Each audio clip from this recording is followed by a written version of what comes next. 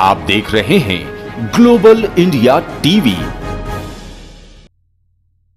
महू 1100 त्रिवेणी औषधीय पौधों का लक्ष्य लेकर उतरे सरपंच पद के चुनाव मैदान में ग्राम पंचायत को पर्यटन और धार्मिक तीर्थ के रूप में देश के नक्शे पर लाना है। त्रिस्तरीय पंचायत चुनाव का रंग देखने लगा, जहां सरपंच पद के उम्मीदवार मतदाताओं के बीच लुभावने वादे लेकर बीच में जा रहे हैं।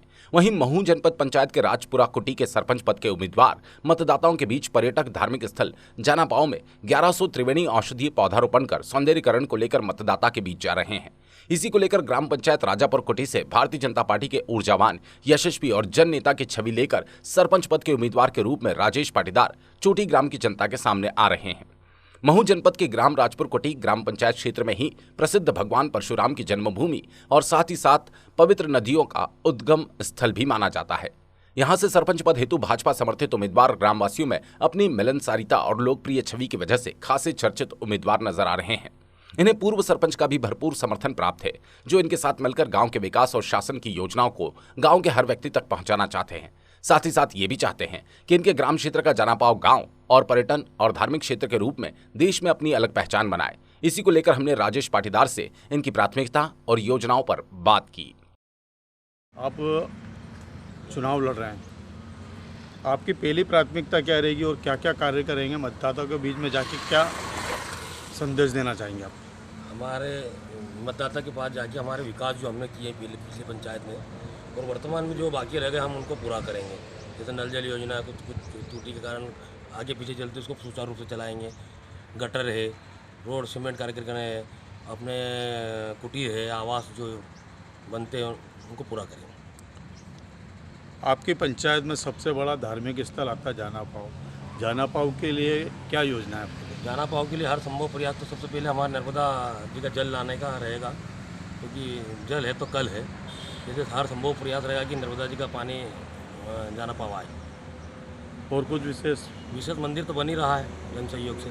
3 करोड़ का भव्य मंदिर प्राण प्रतिष्ठा होने वाली है भगवान परशुराम जी की। और कुछ विशेष योजना है जो आपके? मेरी एक योजना है कि अगर एक तालाब बन जाए वहाँ पे, तो पशु पक्षी इतने भी है जंगल में जो रहते हैं, गर्मी का मौसम रहता, पानी नहीं मिल पाता, इसलिए एक तालाब का निर्माण होना चाहिए। और मेरी एक इच्छा ये भी है कि यहाँ वो बनना चाहिए अभ्यारण्य पशु पक्षियों के लिए। अपने यहाँ जो जानवर है, शहर शेर है, चीता है, जो भी है, गाय नील गाय हैं, पूरी बाउंड्री करके और जंगल नहीं कटे अपना, क्योंकि पेड़ पौधे कम होते जा रहे हैं। इसलिए प्राकृतिक जो समस्या आती है, बारिश नहीं होना, ये बहुत सी समस्या है, इनको हल करने के लिए हम करेंगे प्रयास।